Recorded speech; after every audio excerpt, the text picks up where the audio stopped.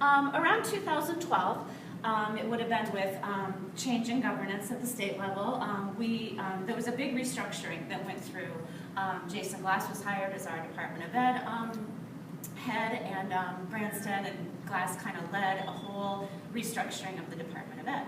So with that, one of the big ideas is to try to work towards more efficient ways of working together as an AEA system and a DE together, to try to think of more effective ways to work together, and also to look at this new literacy legislature that was coming into play, that being all kids will be proficient in literacy by the end of third grade or potentially be held back.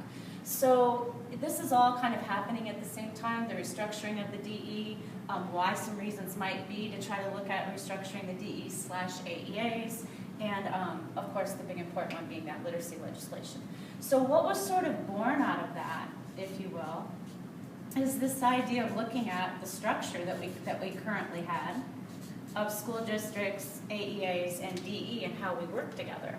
So instead of that mentality of kind of everybody out there trying to figure things out for themselves, a redesign, a new model, a new vision was this idea of working collaboratively together and trying to get everybody sort of moving in the same direction in the state, getting all the AEAs moving in the same direction in collaboration with the DE and in collaboration to try to help all the districts kind of moving in the same direction. So what was born out of that was what we now affectionately refer to as C4K, or Collaborating for Kids. So the big idea around collaborating for kids, it's a kind of a neat term, a neat coined phrase that we use, but really what is born out of that is this whole collaborating for kids idea is we really have a governing body that's helping to lead the way by leading through the leadership of what are we going to do for the screeners, what are we going to do for the support plans out of the AEAs, who's going to be doing what kind of schools are support, what kind of support are schools going to get, but all deciding that together through that governing body and moving forward as a state through trying to get after this legislature we know that's new around literacy with kids being proficient. So all of this is happening through the restructuring of the DE, through the legislature. This is all how the AEAs and the DE are envisioning trying to get this all up and running. So the way that they're envisioning it back in 2012-2013 school year is that they're going to roll it out in phases.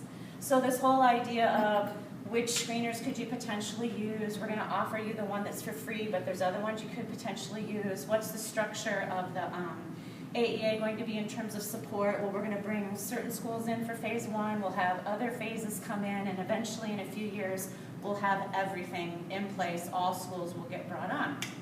So that was sort of the vision from the beginning, and then we kind of had a little bit of a bump in the road, and this is where finally we're going to get to the part about ELI.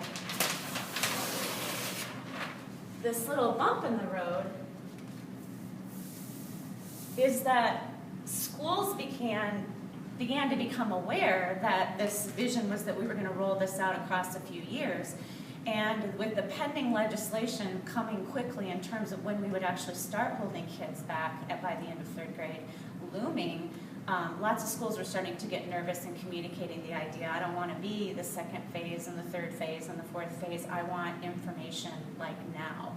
So you had your 2012 of the restructuring, you had your 2013-14 being the year that we started that phase one group, and now with the beginnings of this 2014 school year, we're having to do a bit of a revamp. And so voila, ELI was born. And so ELI is just an acronym standing for Early Literacy Implementation.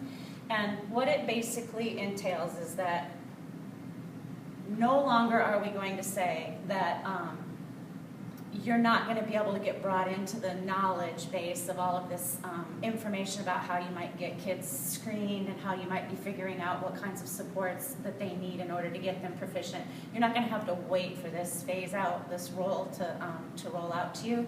We're going to now get like everything to you straight up front. So what actually, like you can say that it's early literacy implementation, but what does that actually entail?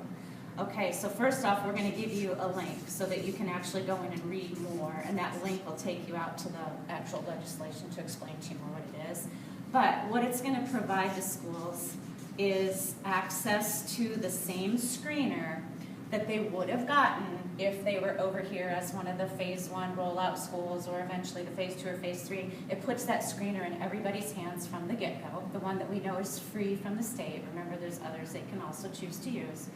It's also going to give them the ability to progress monitor, because if you're giving a screener 3 times a year, then it allows you to gather up your data and be able to keep track of how students are doing. It's also requiring, and remember this is through the legislature, right? This whole ELI is all from the legislative new law. It's requiring 90 minutes of literacy instruction for students. It's also requiring that when the students are significantly off the mark and not progressing like we want them to, that there's a place in there that says that the parents have to be notified. This isn't going to be a shock at the end of 3rd grade that all of a sudden things aren't working out. And then, of course, we know that the big piece of all this is the possibility of the retention. And by the way, that is beginning. Students won't actually be up for being retained until 2017. So just to kind of recap a little bit, through all of the restructuring that was happening at the DE, we were working together with what got coined as C4K, Collaborating for Kids. We had begun the process of working together to try not to be separate entities so much in the state, to try to come together and talk about what we were all working towards and needing to come together and do it more coherently. Through that process, they developed a multi-phased plan to start bringing in schools that would have given lots of additional AEA support besides, but not being able to roll that out anymore because of the cry from everybody of we need it now and we need it fast. It moved us over to a little bit of a bump in the road and the development of the early literacy implementation, which the biggest difference between what if I was a phase 1 C4K school and what if you'll hear people saying that they're an ELI school. Technically everybody's an ELI school, but when you hear people talking about the difference between the two, is that this is from the legislation that, actually it's all from the legislation, I'm sorry. They're all from the legislation, but this is from the legislators telling us we're not waiting, we're not rolling it out in phases. This is what everybody's going to have access to, regardless of whether they were ever on this phased plan of C4K or not. Everybody's going to get the access to the screener. Everybody's going to get the access to the program to being able to monitor their kids' data. The legislature says they have to have 90 minutes of instruction. Parents have to be notified when kids aren't making progress. And the retention begins in 2017. That's everybody. If you started out as a C4K school, there's still that group of schools that are over here in that first phase. The biggest difference is that the plan here was that you got collaborative services from the AEA with lots of extra support. A big, plan was envisioned. Though that initial group of schools is still going to get that, but right now, we're not going to see the phase 2 for the next group of schools or the phase 3 for the next group of schools. It's just everybody is now here.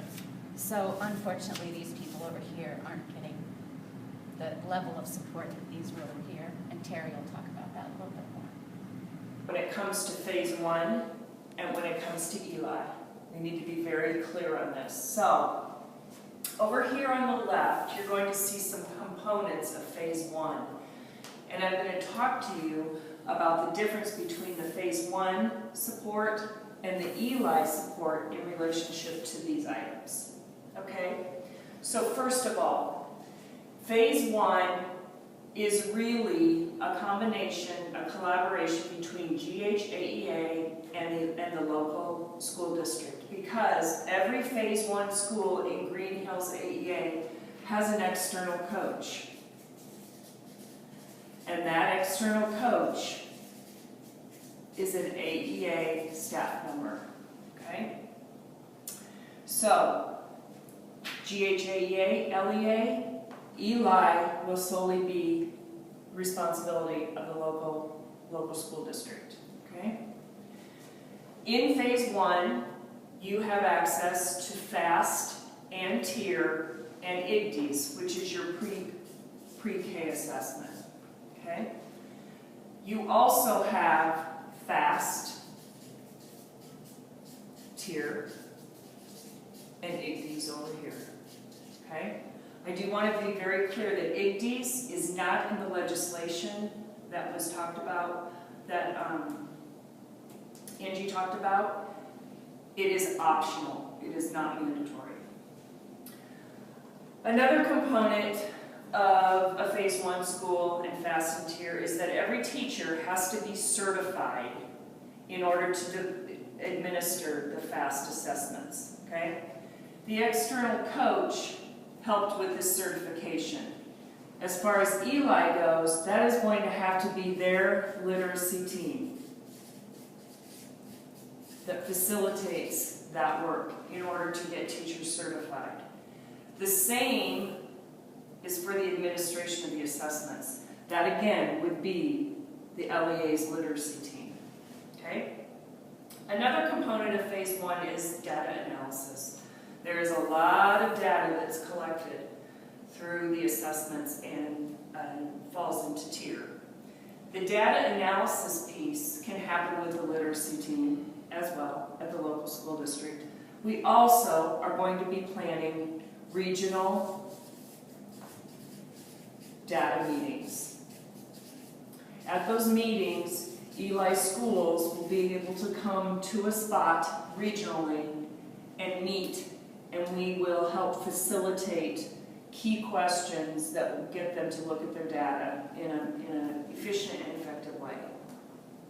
Progress monitoring happens here, it also happens here. Okay? And it's mainly facilitated by the literacy team. Within tier, there is what we call the knowledge base. Okay? And the knowledge base is the place to go if you have questions. These schools do have access to the knowledge base, which means they also have access to materials such as an implementation guide. So they will have access to that. One thing that is going to be a little bit different, these schools are also going to have access to what we call a ticket taker.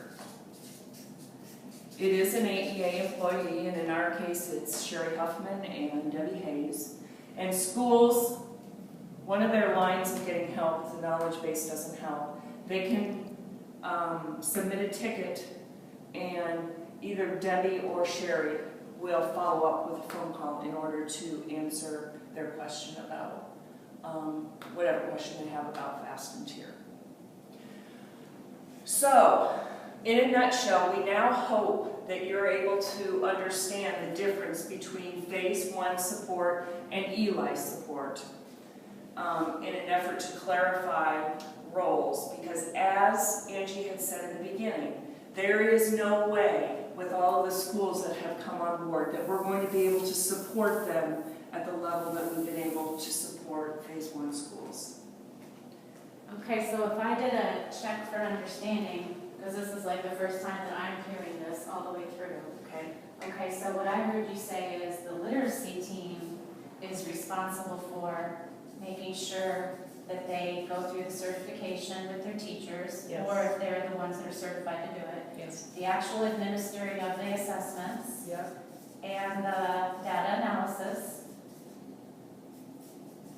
as well as the progress monitoring. Right. That's all happening in-house, being driven by their literacy team. Except for data analysis, we will give some support through the regional data team meetings. Okay, so this is AEA-led, or Yes. AEA-supported. Yep. In other words, help them understand how to read the data and how to know Correct. what to do with it. Okay. Correct. So that's AEA-supported. This is AEA-supported. Yep.